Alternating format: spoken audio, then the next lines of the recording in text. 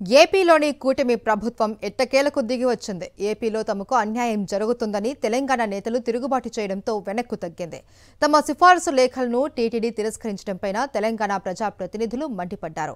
ఈ విషయమై ఆ రాష్ట్ర అసెంబ్లీలో చర్చ జరిగింది. దీంతో ఏపీ ప్రభుత్వం మెడలు వంచింది. తెలంగాణ ప్రజాప్రతినిధుల సిఫారసు లేఖలపై శ్రీవారి దర్శనాలు మంజూరు చేస్తాము అని ప్రకటించింది.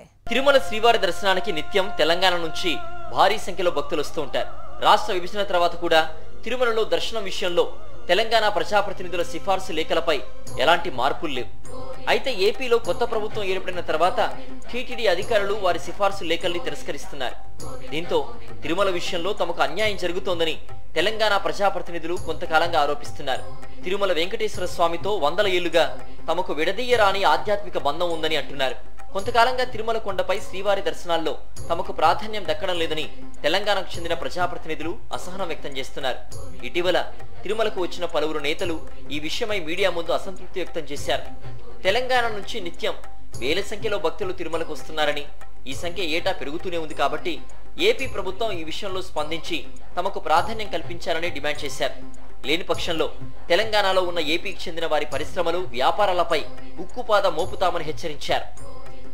రెండు రాష్ట్రాలు కలిసి ఆంధ్రప్రదేశ్గా ఉన్నప్పుడు ఎక్కడ ఎలాంటి ఇబ్బందులు లేకుండా ఒకే విధంగా ఉండేది.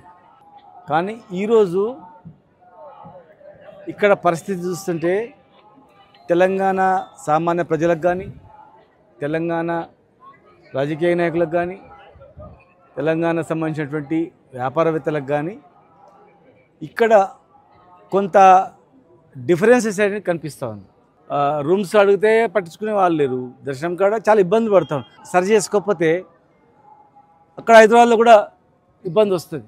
ఈఓ గారు డైరీ ఈఓ కార్యక్రమంలో తెలంగాణ లెటర్లు వస్తే మేము దాన్ని యాక్సెప్ట్ చేయమని చెప్పడం జరిగింది.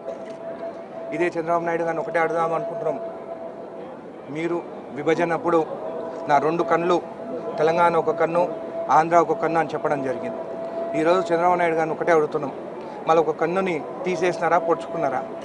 ఒక కుటుంబ సభ్యులు వాళ్ళు తిరుపతికి వస్తుంటే ఒక రూమ్ ఇప్పారా అని అంటే మేము ఇప్పేదేని పరిస్థితులు ఉన్నాం. ఒకవేళ మేము కూడా అందరం కూర్చొని ఎమ్మెల్యేలు అందరం మేము కూడా ఒక తీర్మానం చేసుకున్నాం అనుకోండి, మీరు కూడా ఇక్కడ రావద్దనంటే మీకు ఎట్లా అనిపిస్తుందో తెలుసుకోండి. ఏదైతే తెలంగాణ శాసనసభ్యులై, శాసన మండలి సభ్యులై, తెలంగాణకు సంబంధించిన లీడర్స్ ఎవరు కూడా లెటర్స్ యాక్సెప్ట్ చేయమని చెప్పి ఏదైతే ఇక్కడ ఈఓ గారు కానీ ఇక్కడ ప్రభుత్వం ఏదైతే ఈరోజు వ్యవహరిస్తున్న తీరు చాలా బాధాకరం.